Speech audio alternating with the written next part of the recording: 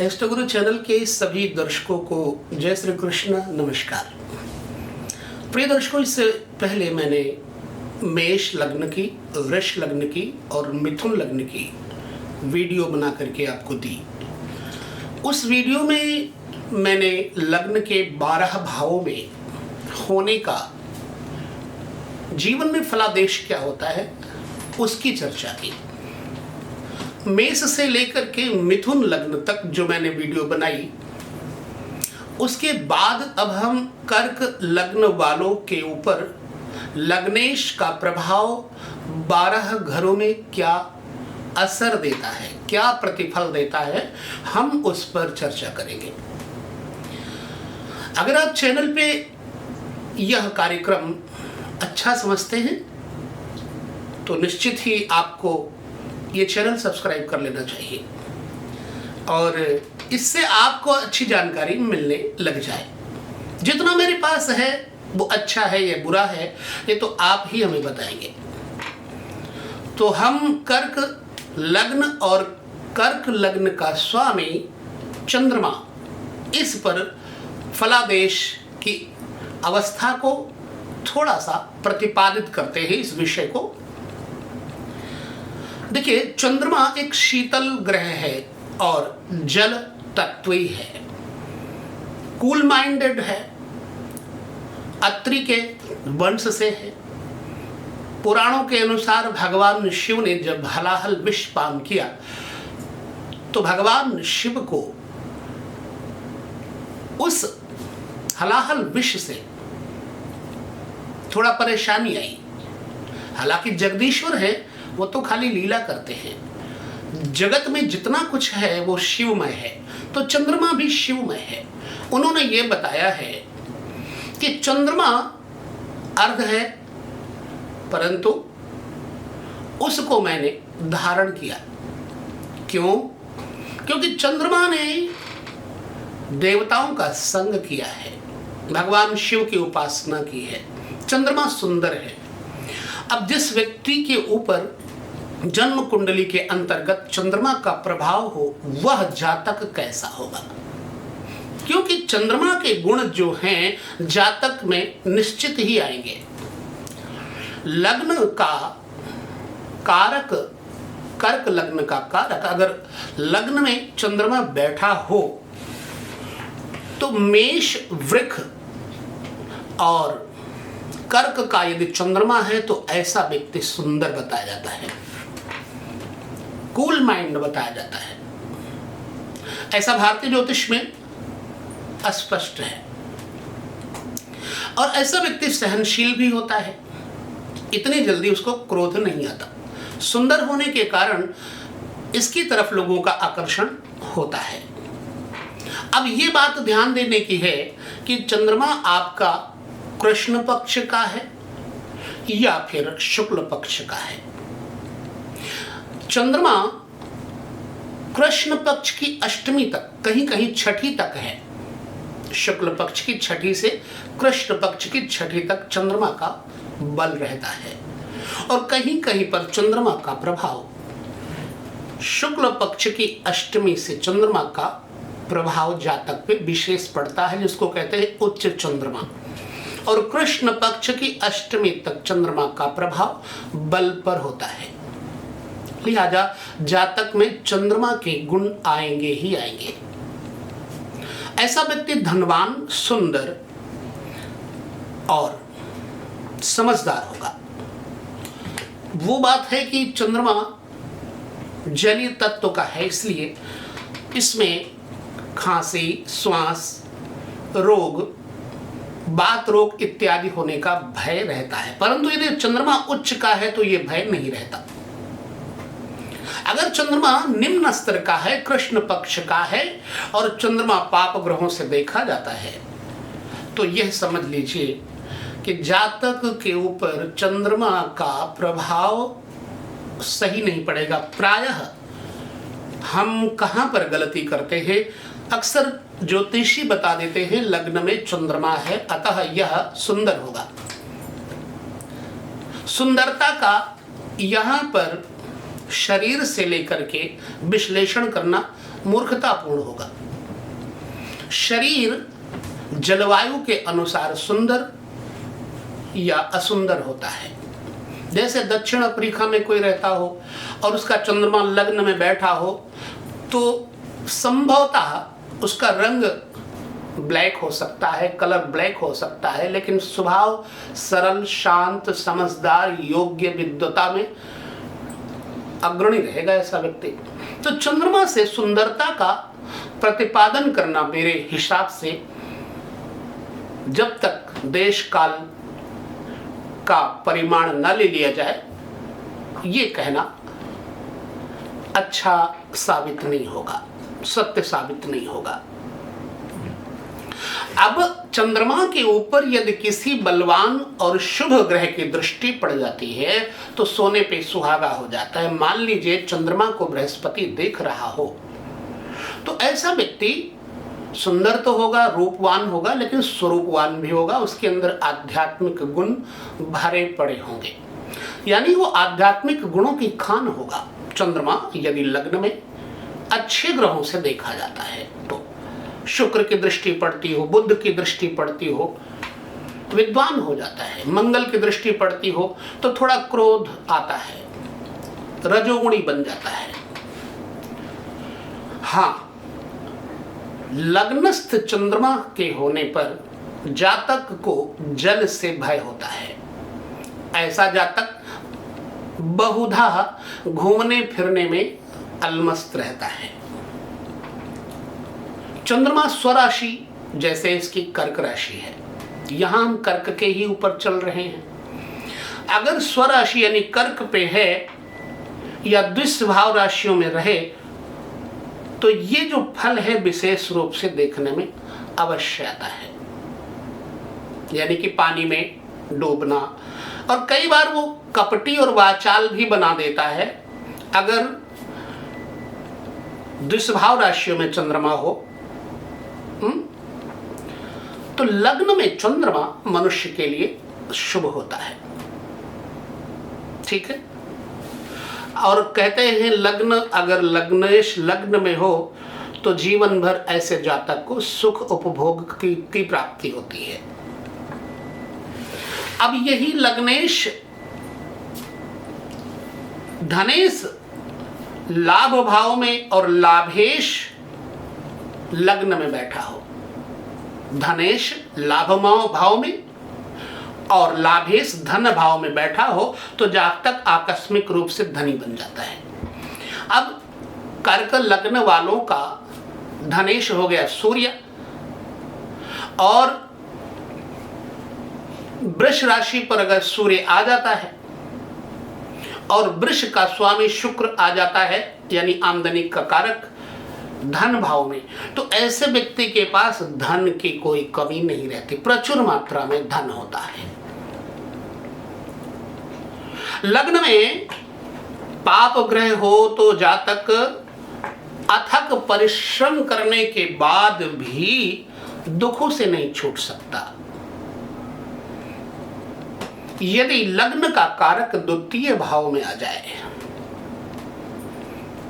दूसरे भाव में चंद्रमा आ जाए, पूर्ण बली हो, तो जातक का परिवार होता है बहुत ही विस्तृत यानी बड़ा होता है और कुटुंब उसका सुंदर होता है, क्योंकि दूसरा घर जो है वो उस कुटुंब का है।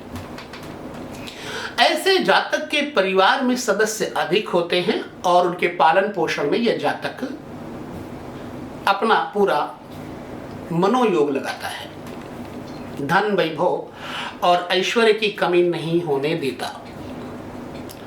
कोमल और मीठे वचनों से सबको संतोष और परितोष देता है। ऐसा व्यक्ति संग्रही होता है, नाना प्रकार की वस्तुओं का संग्रह करने में उसे आनंद आता है। अगर चंद्रमा वृष दूसरे स्थान पे, यहां सिंह आएगा, यहां पर चंद्रमा सिंह की राशि में आकर के थोड़ा स्वभाव में गर्मी दे देता है, स्वभाव में, इसलिए कि सिंह राशि अग्नि तत्वीय है। चंद्रमा पर किसी अशुभ ग्रह की अगर नहीं दृष्टि पड़ रही है तो धन विपुल मात्रा में होगा।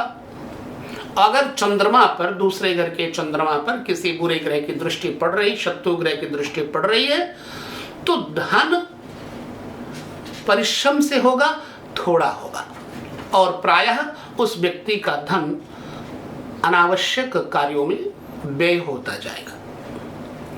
मकर, चलिए ये विषय तो हम आगे लेकर चलेंगे क्योंकि अभी हम कर्क लग्न के ऊपर ही इसको लेकर चलते हैं।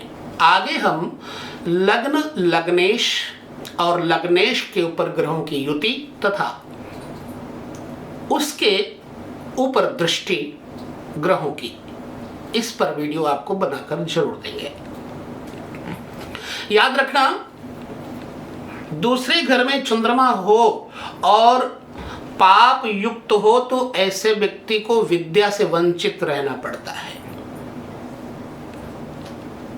उसकी जठराग्नि यानी पेट की जो अग्नि होती है, पाचन क्रिया को जो शुद्ध रखती है, वो मंद पड़ जाती है, अतः उस व्यक्ति को भूख कम लगती है, भोजन नहीं पचता। इसलिए जब भोजन नहीं पचेगा तो देह और बुद्धि क्षीण हो जाती है, वाणी मृदु होती है, मीठी होती है। यदि दूसरे घर में चंद्रमा सिंह राशि का बैठा हुआ है तो जातक सिंह राशि का हो जाएगा, क्योंकि चंद्रमा जिस घर में बैठता है उसी राशि का हो जाता है। जैसे अगर मेष में चंद्रमा हो तो व्यक्ति की मेष राशि बन जाएगी, वृष में हो तो वृष राशि बन जाएगी, कुंभ में हो तो कुंभ राशि बन जाएगी। तात्पर्य है कि चंद्रमा चंद्र कुंडली से युक्त है। कुंडली के प्रकार 3 होते हैं, एक सूर्य कुंडली, दूसरा लग्न कुंडली, तीसरा चंद्र कुंडली। इन सब के साथ तारतम्य बनाकर ज्योतिषी को पहले उन ग्रहों का स्वरूप निर्णय कर लेना चाहिए, उसके उपरांत फिर फलादेश करना चाहिए। फल स्वरूप जो भी कोई जातक उसके पास पूछने आता है तो उसको लाभ देने की क्षमता हो जाती है।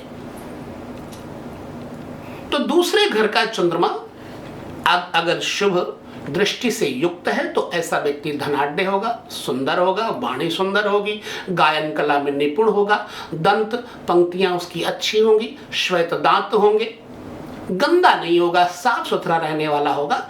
ऐसे व्यक्ति को माणिक्य धारण करने से लाभ होता है, पन्ना भी धारण कर सकता है, बशर्ते ऐसा व्यक्ति नीलम, हीरा इत्यादि नहीं पहन सकता। यह विषय हम, उपाय वाला विषय हम किसी अन्य वीडियो में देखेंगे।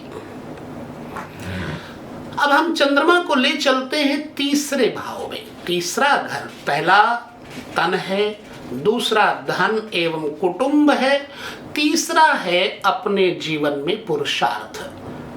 धन कमाने के लिए पुरुषार्थ की बड़ी आवश्यकता होती है। पुरुषार्थ के बिना धन संग्रह नहीं हो पाता। अगर धन नहीं है तो मित्र नहीं होंगे, मित्र नहीं है तो व्यक्ति को दिखावा किससे करना है, संबंधी और कुटुंबी सुखी नहीं होंगे, कुटुंबियों से उसको सुख नहीं प्राप्त होगा। तात्पर्य है कि तीसरा घर हमारे कुटुंबियों को कुटुंबी जो हमारे मित्र वर्ग हैं, नौकर चाकर हैं, संबंधी रिश्तेदार इत्यादि हैं, उनका प्रतिनिधित्व करता है। यदि कर्क लग्न का चंद्रमा तीसरे में आ जाए तो कन्या लग्न, कन्या राशि बन जाएगी। अब यहाँ कन्या राशि बनने के कारण इस व्यक्ति के कन्या राशि में बैठे हुए चंद्रमा पर यदि बुरी ग्रहों की दृष्टि नहीं पड़ रही है अथवा तृतीयेश किसी बुरे स्थान पे नहीं बैठा है तो निश्चित मानिए कि उसका साथ अच्छे लोगों के साथ ही रहेगा। ऐसा व्यक्ति अपने संबंधों को मधुरिम बनाता है, ऐसा जातक अपने मित्र वर्गों को प्रसन्न रखता है और ऐसे जातक के मित्र बड़े ही अच्छे होते हैं। चूंकि लग्न में कर्क लग्न का चंद्रमा तीसरे बैठा है तो पराक्रम भी करवाएगा, अगर पराक्रमेश कहीं गलत नहीं बैठा हुआ है तो इस प्रकार से चंद्रमा का जो भाव तीसरे घर में है, तीसरे घर के भाव में यदि चंद्रमा हो तो ऐसे जातक में, सहज भावस्थ चंद्रमा वाले जातक में प्रवास की प्रवृत्ति होती है। ऐसा व्यक्ति शास्त्रीय मर्यादा में रहकर गूढ़ और गहन विषयों के अध्ययन की रुचि रखता है और ऐसे जातक के व्यवसाय भी बार बार बदलते हैं। ज्यों-ज्यों आयु बढ़ती है ऐसे जातक की कीर्ति और प्रसिद्धि बढ़ती जाती है और ऐसे जातक का दाम्पत्य जीवन भी सामान्य रूप से मध्यम मतलब ठीक रहता है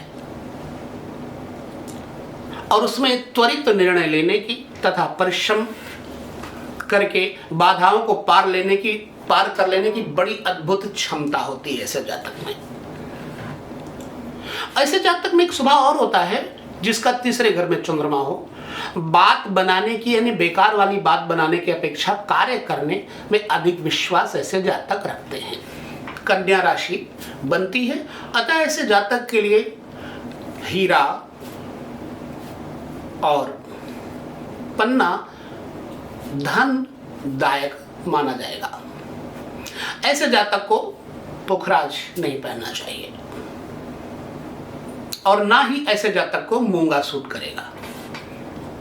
यही चंद्रमा यदि चतुर्थ भाव में आ जाए, अब चतुर्थ भाव यहां देखना होगा ये कौन सा है, जो कि 4 है यानी कि चर लग्न है। यहां मैं एक बात और कहना चाहूंगा कि जो चर लग्न का कारक चंद्रमा यदि चर राशि में चला जाए तो ऐसे व्यक्ति को एक जगह बैठने की आदत वैसे भी नहीं होती। प्रायः ये भ्रमणशील रहता है, सुंदर चीजों को देख करके आकर्षित होने में इसका स्वभाव बना रहता है। यदि चौथे भाव में चंद्रमा हो जाए तो जातक राज्य कुल से अधिकार प्राप्त करता है। उसके घर में दूध देने वाले पशुओं की कमी नहीं होती। ऐसा जातक स्वभाव से दयालु और परोपकारी भी होता है, माँ का लाडला होता है, माँ की सेवा सद्भाव करने वाला होता है और ऐसे जातक की माता शिव उपासक होती है। लक्ष्मी जी ऐसे जातक के घर में रहती हैं। सफेद वाहन से स्नेह रहता है और श्वेत वस्तुओं से उसको, क्रीम वस्तुओं से उसको बड़ा लगाव होगा। साफ सफाई साजो सज्जा दुरुस्त रखने का स्वभाव वाला जातक होता है और ऐसे जातक को अपनी मां के द्वारा ही संपत्ति अर्जित होती है, अर्थात मां के माध्यम से उसको धन संपत्ति की प्राप्ति होती है। अगर मां जीवित है तो ऐसे जातक के ऊपर किसी तरह का कोई दुख दर्द नहीं आएगा। उच्च का चंद्रमा अगर हो तो ऐसे जातक को ससुराल से धन संपत्ति की प्राप्ति होती है और विवाह के उपरांत ऐसे जातक का भाग्योदय होता है, क्योंकि यहां तुला राशि बन जाती है। तुला राशि वाले व्यक्ति को नंबर 1 पुखराज नहीं धारण करना चाहिए और ऐसे जातक को मूंगा भी नहीं पहनना चाहिए। क्यों? क्योंकि उसका द्वितीय स्मार्केश बन जाएगा और सप्तमेश भी मार्केश बन जाएगा। लिहाजा मार्केश यानी लाल वस्तुओं की धारणा उसको नहीं करना चाहिए। अगर चौथे स्थान पे यही चंद्रमा पाप ग्रहों से युक्त हो तो मां का स्वास्थ्य अच्छा नहीं रहेगा। पापाक्रांत चंद्रमा के कारण माता रोग ग्रसित रहेगी अथवा फिर कई बार तो मृत्यु भी हो जाती है मां की। यहां तक भारतीय ज्योतिष में और कई गणनाकारों ने लिखा है कि धाय के दूध, धाय माने दासी के दूध, गाय या बकरी अथवा फिर डिब्बे का दूध पी करके बड़ा होता है। बचपन में उसे सुख नहीं मिलता। अगर चंद्रमा आपका खराब चौथे घर में है तो बचपन में माँ का सुख नहीं प्राप्त होता, और बचपन का सुख उसे नहीं प्राप्त होता है, बड़ी कठिनाई से उसकी जीविका चलती है। अगर माता पिता जीवित रहें चंद्रमा खराब होने पर तो उनके आपस में मतभेद बने रहेंगे, और जीविका के लिए उसे फिर कहता हूं कि कठोर श्रम करना पड़ेगा। आपकी जन्म कुंडली में चंद्रमा चतुर्थ स्थान पे है यदि, और आपके जीवन में सब शुभ हो रहा है, तो अवश्य ही आपके चंद्रमा पर कोई अच्छे ग्रह की दृष्टि पड़ रही है। और यदि चंद्रमा चतुर्थ स्थान में है, बेशक कर्क का हो चाहे वृष का हो, मित्र ग्रही हो, अगर उस पर पाप ग्रहों की दृष्टि है या कृष्ण पक्ष के अष्टमी के बाद से अमावस्या तक का चंद्रमा है, तो निश्चित ही ऐसे व्यक्ति को दुख मिलेगा। हाँ, चतुर्थ स्थान में चंद्रमा जातक को राजनीति में पटु बनाता है, यानी कि ऐसा व्यक्ति राजनेता होता है। किस समय इस व्यक्ति को क्या करना चाहिए भरपूर पता होता है, या किस व्यक्ति के साथ कैसे रहना चाहिए। चंद्रमा मेष सिंह धनु में अगर हो, मेष सिंह धनु में यदि है, तो ऐसे जातक को पैतृक संपत्ति से वंचित रहना पड़ता है। कन्या वृश्चिक और मकर में हो तो ऐसा जातक स्वयं संपत्ति अर्जित करता है। अन्य राशियों में पैतृक संपत्ति भी प्राप्त होती है, और ऐसे जातक का पारिवारिक जीवन सुखी कहा जा सकता है। अब चतुर्थ भाव संबंधी योग से मैं आपको यही कहूंगा कि चौथे स्थान के स्वामी चंद्रमा से माता का विषय, माँ के विषय में विचार करना चाहिए, क्योंकि चौथा स्थान माता का होता है और चंद्रमा ही माता का कारक होता है। चतुर्थेश यहां बन जाएगा शुक्र। चतुर्थेश एनीवे अगर आपकी जन्म कुंडली में चौथे स्थान पे चंद्रमा है और चतुर्थेश चंद्रमा नीच राशिगत अस्त अथवा अष्टम खष्ट या द्वादश भाव में बे भाव में बैठा हो, तो जातक को मां का सुख प्राप्त नहीं होता। अगर चतुर्थ भाव में पाप ग्रह बैठे होंगे तो चतुर्थेश चंद्रमा और चतुर्थ भाव पर पाप ग्रह की दृष्टि होने से मां के साथ मेल मिलाप नहीं रहता, यानी उनके साथ बनती नहीं। चतुर्थेश चंद्रमा यदि बलवान एवं शुभ ग्रह से दृष्ट है तो जातक की मां का जीवन बड़ा होता है, दीर्घजीवी होती है। शनि और चंद्रमा सुख भाव में यानी चौथे भाव में स्थित एक जगह बैठे हो तो इन पर क्रूर ग्रहों की दृष्टि पड़ रही हो तो निश्चित मान लिए कि मां की मृत्यु बाल्यकाल में ही, बचपन में ही हो जाती है। ज्योतिष का बहुत बड़ा गूढ़ विषय है। शोधक लोग शोधित करके बोलते हैं। और देखें आप बृहद पाराशर होरा शास्त्र को, भारतीय ज्योतिष के वैदिक सूत्र को, जिसमें आपको चंद्रमा के बहुत सारे, चंद्रमा से लेकर सूर्य से लेकर राहु केतु तक के फलादेश मिल जाते हैं। सूत्र युक्त फलादेश तो कहीं भी आप पढ़ सकते हैं, आप इंटरनेट पे भी पढ़ सकते हैं, परंतु निर्णय क्या करना है उसके लिए आपको ऋषियों की लेखनी देखनी होगी। बलहीन चंद्रमा चतुर्थ स्थान के मालिक के साथ बैठा हो, चंद्रमा बलहीन हो और अशुभ ग्रह के साथ बैठा हो तो मां रोगिणी रहती है। अगर चतुर्थेश व्यय भाव में, खर्च भाव में बैठा हुआ है तो मां और बेटे में अनबन रहती है, क्योंकि चतुर्थेश अगर छठे जाएगा तो भी दुश्मनी कराएगा। ये मेरा मानना है और अनुभव है। चतुर्थेश यदि अष्टम जाएगा तो मां का स्वास्थ्य खराब करेगा। चतुर्थ भाव में चंद्रमा चतुर्थेश यदि द्वादश स्थान पर चला जाएगा, 12वें घर में चला जाएगा, तो जिंदगी भर वो बचपन से लेकर बुढ़ापे तक सबके लिए सब कुछ करते हुए भी उसके हाथ में कुछ नहीं आएगा। मतलब वो बे तो करेगा लेकिन अपने लिए कुछ नहीं बना पाएगा। ठीक है। चतुर्थेश यहां तो चंद्रमा के कारण, कर्क लग्न के कारण चतुर्थेश शुक्र है। चतुर्थेश एवं शुक्र युत होकर लग्न के अंतर्गत हो तो शुभ ग्रहों की दृष्टि में होने से जातक को बहुत अच्छा वाहन प्राप्त होता है। यानी कि सुखेश अगर लग्न में शुक्र से युक्त होकर बैठा हो तो अच्छा वाहन, उत्तम लग्जरीज गाड़ी इत्यादि देता है।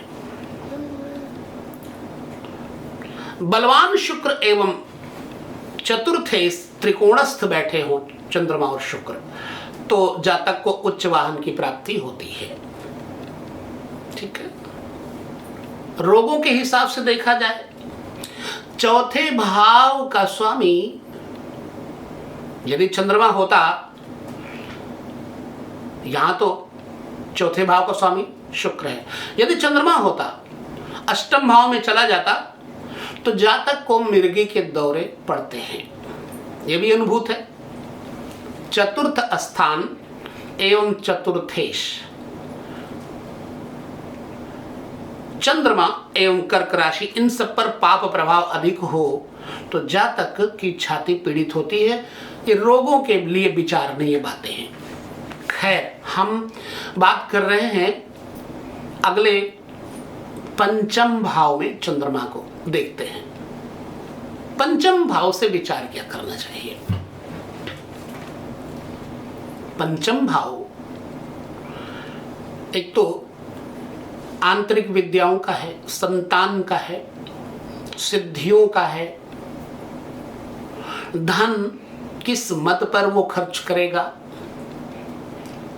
कर्म में कैसी रुचि होगी, अनेक जन्मों के फल का भी प्रतिनिधित्व कर देता है।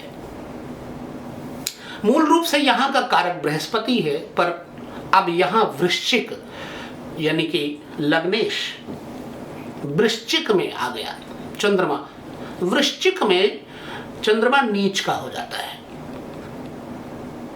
पर एक नियम है कि चंद्रमा वृश्चिक में हो तो भी कोई बात नहीं। यदि चंद्रमा शुक्ल पक्ष की अष्टमी से और कृष्ण पक्ष की अष्टमी तक का है तो वृश्चिक में होने पर भी जातक को धन, पुत्र, सुख देगा। हाँ, संतान में फीमेल्स ज्यादा होंगी, जैसे कन्याएं ज्यादा होंगी, लड़कियां ज्यादा होंगी, लड़के कम होंगे, ऐसा मानना है। ऐसे जातक को बच्चों और पत्नी के माध्यम से अधिक प्यार मिलता है। मिथुन, कन्या, धनु ये द्विस्वभावी राशियां हैं। चर राशियां, स्थिर राशियां, द्विस्वभावी राशियां, ये भेद होते हैं। तो द्विस्वभावी राशियां हैं मिथुन, कन्या, धनु और मीन भी है। लेकिन यहां मिथुन, कन्या और धनु में अगर चंद्रमा यहां बैठे हैं तो कन्या संतान अधिक उत्पन्न होती है। अन्यथा फिर चंद्रमा यदि वायु तत्वीय राशियों में हो तो पुत्र सुख का अभाव रहता है। अब वायु तत्वीय राशियों के बारे में भी ज्योतिष का भेद अवश्य पढ़ें। जैसे मेष राशि अग्नि तत्व है, वृष राशि पृथ्वी तत्व है, मिथुन राशि वायु तत्व है, कर्क राशि जल तत्व है, ऐसे सिंह राशि अग्नि तत्व है, कन्या राशि पृथ्वी तत्व है, और वायु तुला, वृश्चिक, पुनः जल, ऐसे विचार करना। तो पंचमस्थ चंद्रमा यहां लग्न का कारक है। अब यहां पंचमेश यानी मंगल के अनुसार देखना पड़ेगा कि मंगल कहां पर बैठा है। पंचमेश की स्थिति मजबूत नहीं हुई तो संतान का सुख बढ़िया नहीं मिलेगा। पंचमस्थ चंद्रमा पाप प्रभाव में हो तो जातक होता है मलिन यानी गंदला, धुंधला रहना। प्रत्येक कार्य में उसकी असफलता ही हाथ लगती है, असफल होता है। कुंठाओं से ग्रस्त ऐसा जातक निराशावादी बन जाता है। जलीय एवं अग्नेय तत्व, तो चंद्रमा यदि जलीय तत्वों में है तो पहले पुत्र फिर कन्या संतान होती है। जलीय राशि में होने पर चंद्रमा 3 पुत्र तक दे देता है। याद रखिएगा इस सूत्र को। अब चंद्रमा अगर पृथ्वी तत्वीय राशि में है, मैं तत्वों के ऊपर भी मैंने वीडियो आपको दी हुई है, अग्नि पृथ्वी वायु जल, अग्नि पृथ्वी वायु जल, याद रखिए अग्नि पृथ्वी वायु जल, ये 3 संज्ञाएं, 4 संज्ञाएं हैं। अग्नि पृथ्वी वायु जल, मेष वृष मिथुन कर्क, अग्नि पृथ्वी वायु जल, मेष हो गई अग्नि। ऐसे ही 4-4 के अंक से आप बना करके देख सकते हैं श्रृंखला में, कोष्ठक बिठा करके। जैसे मेष वृष मिथुन कर्क, अग्नि पृथ्वी वायु जल, फिर सिंह अग्नि, मकर पृथ्वी, कुंभ वायु, और मीन जो है। इस प्रकार से आप सिंह, कन्या, तुला, वृश्चिक। सिंह यदि अग्नि राशि है तो कन्या पृथ्वी हो गया, फर्ज कीजिए। वायु हो गया कौन? तुला। जल तत्व हो गया कौन? वृश्चिक। फिलहाल अब इस पर हम आपको वीडियो पीछे दे चुके हैं, ध्यान से देखिएगा। तो यदि चंद्रमा जल तत्व में है तो 3 पुत्र तक देता है, और ऐसा जातक कम बोलने में निपुण, संतानें सुंदर, पत्नी रूपवती गुणमती मिलती है, और यह उसकी पत्नी भी भगवान की भक्त होती है तथा स्वयं भी यह जातक भगवान का भक्त होता है। यदि पंचम भाव संबंधी योग देखें तो इस पर हम अगले वीडियो में चर्चा करेंगे। क्योंकि पंचम भाव, यहां पंचम भाव घर है और पंचम भाव का कारक यहां मंगल है, और पंचम भाव में बैठा हुआ चंद्रमा। पंचम भाव पंचमेश और बुध अगर जातक के बलवान हो जाएं तो ऐसा जातक उच्च प्रकार की विद्या प्राप्त करता है। यदि पंचमेश 6ठे, 8वें, 12वें भाव में हो तो जातक हो जाता है मंद बुद्धि वाला, क्योंकि ये त्रिक भाव है। चलिए हम चंद्रमा को 6ठे घर में लेकर चलते हैं। 6ठा घर त्रिक भाव कारक है, 6ठा भाव शत्रु का कारक है, 6ठा भाव रोगों का कारक है। 6ठे भाव में यदि चंद्रमा है तो ऐसे व्यक्ति का शरीर कृश होता है, दैहिक सुख अच्छा नहीं होगा, शारीरिक सुख उसको अच्छा नहीं मिलता, क्योंकि 6ठा भाव अनिष्टप्रद होता है। जातक के व्यवसाय में, व्यापार में कठिनाइयां आती रहेंगी और शत्रु उसको जगह जगह पर त्रास देंगे, दुश्मनों से उसे परेशानियां, पीड़ाएं बनी रहेंगी। कानूनी मामलों में उसे अपयश मिलता है। कर्क राशि में अगर चंद्रमा 6ठे बैठे हो तो जातक को पेट का रोगी बनाता, चूंकि यहां पर धनु राशि में चंद्रमा बैठे हैं, क्योंकि लग्न है चंद्र कर्क, कर्क का मालिक है चंद्रमा, और लग्नेश हो गया 6ठे भाव में। प्रायः बचपन में इसके बुरे परिणाम देखने को मिलते हैं। 6ठे घर में चंद्रमा हो तो पाचन शक्ति ठीक नहीं रहती, पेट में खराबी रहती है। अग्नि राशि में चंद्रमा हो तो जातक होता है दृढ़ निश्चयी। मेष, सिंह, धनु इत्यादि राशियों में ये अग्नि तत्वीय बन जाता है।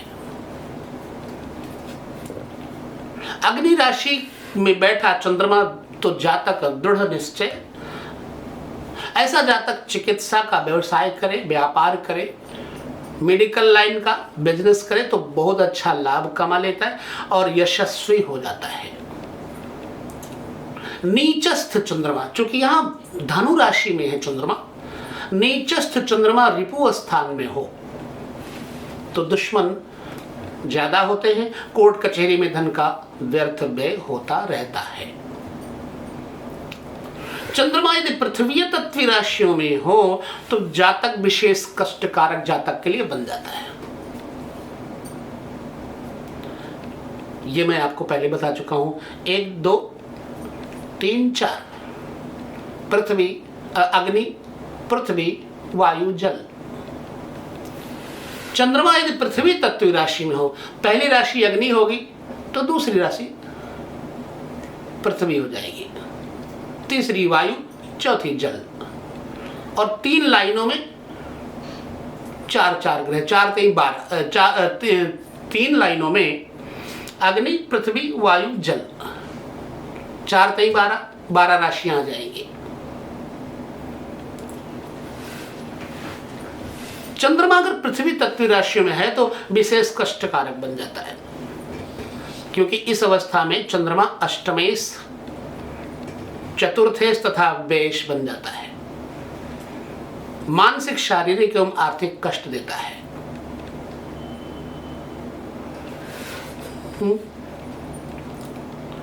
2 8 9। खैर, चंद्रमा के छठे रहने से शरीर में गर्मी बढ़ जाती है, रक्त दूषित हो जाता है, बीपी हाई होने लगता है। अब दुस्वभावी राशियां मिथुन, धनु और मीन दुस्वभावी राशियां हैं। मेष, तुला, कर्क, मकर ये 4 राशियां हैं। वृष, सिंह, वृश्चिक और कुंभ स्थिर राशियां हैं। मिथुन, कन्या, धनु, मीन ये दुस्वभावी राशियां हैं। तो छठे संबंधी से अगर हम योग देखते हैं, अच्छा, क्षय रोग होने का डर रहता है छठे में चंद्रमा हो, फेफड़े इत्यादि में, टीबी इत्यादि होने का भय रहता है। तो छठे भाग संबंधी अगर योग देखें तो इस प्रकार से चतुर्थेश, लग्नेश,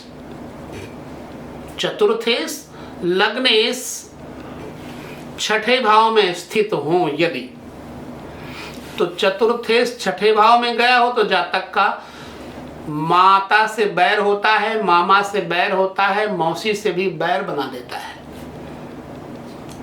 राहु, मंगल, शनि में से कोई भी ग्रह छठे में बैठा हो, राहु, मंगल, शनि, इनमें तीनों में से कोई भी ग्रह अगर छठे स्थान में बैठा हो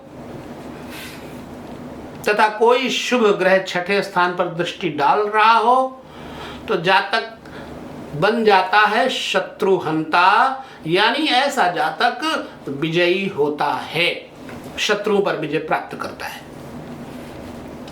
यदि मंगल से युत हो लग्नेश, चंद्रमा रिपु भाव में हो और मंगल साथ बैठा हो तो जातक की मृत्यु शस्त्र प्रहार से, धारदार शस्त्र, बंदूक इत्यादि के प्रहार से, लाठी डंडे इत्यादि से मृत्यु होती है। जल, अग्नि से भी मृत्यु का भय बना रहता है। अगर चंद्रमा के साथ शनि बैठा हो तो जातक को गैस पीड़ा से या पत्थर की चोट से मृत्यु का भय बना रहता है। तो ये हमने छठे भाव तक चंद्रमा का विचार किया इस वीडियो के अंतर्गत। अब छठे भाव से लेकर के आगे यदि हम शॉर्ट में करते हैं, संक्षेप में करते हैं, तो मैं ये कहूंगा कि लग्न का मालिक यदि अष्टम चला जाए, अगर सप्तम चला जाए क्योंकि लग्न चर है और चर के ठीक 7वें चर है और चंद्रमा शनि के शत्रु है। हालांकि चंद्रमा किसी के साथ शत्रुता नहीं रखते, शनि मार्केस भी बन जाता है। यहां चंद्रमा मकर में आएगा, लिहाजा पत्नी के स्वभाव में चिड़चिड़ापन, पत्नी सुंदर होगी, सांवली होगी, आकर्षक होगी, पर चिड़चिड़ी होगी, लड़ाकू होगी।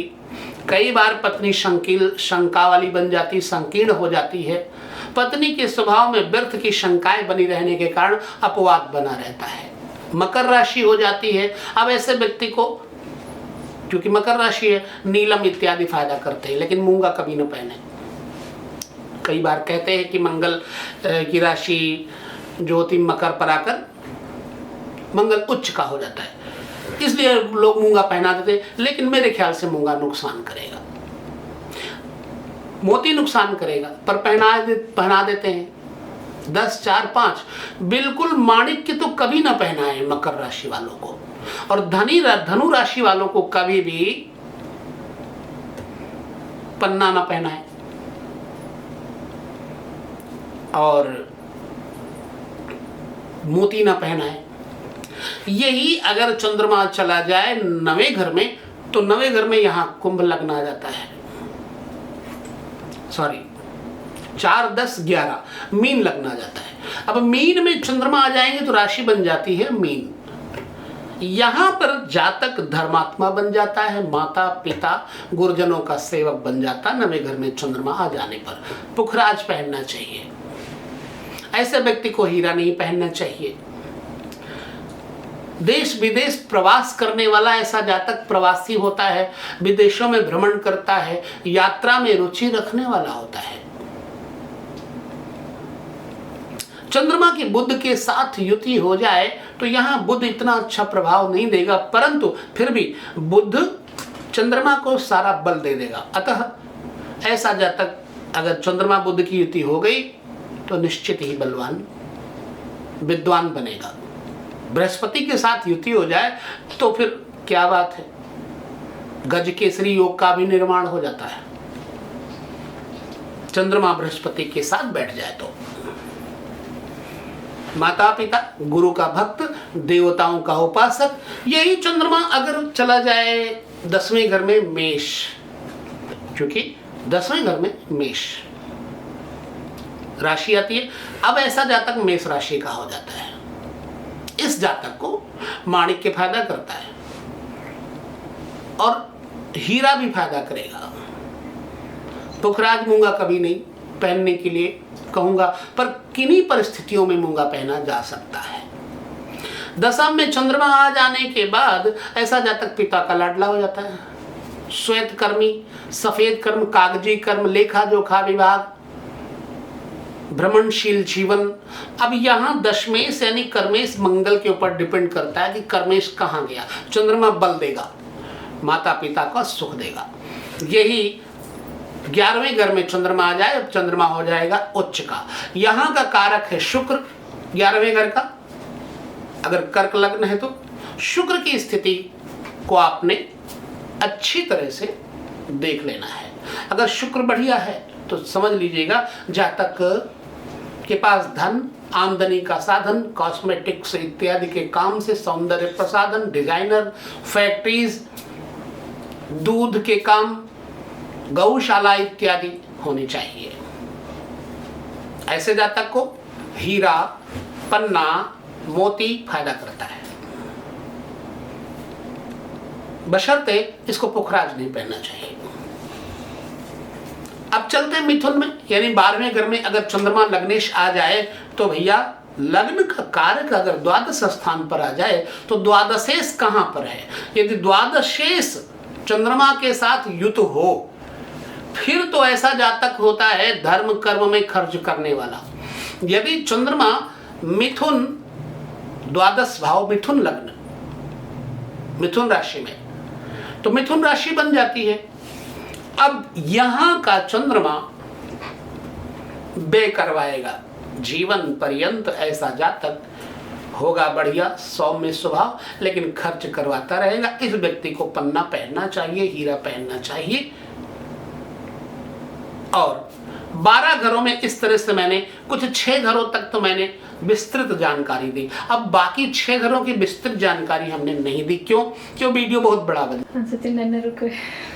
तो 6 घरों के बाद ये वीडियो मैंने छोटा कर दिया। 6 घरों तक विस्तृत जानकारी लेने के लिए पुनः अगले भाग में देखेंगे। हम इस तरह से ज्योतिष के अन्य टॉपिक्स देते रहेंगे।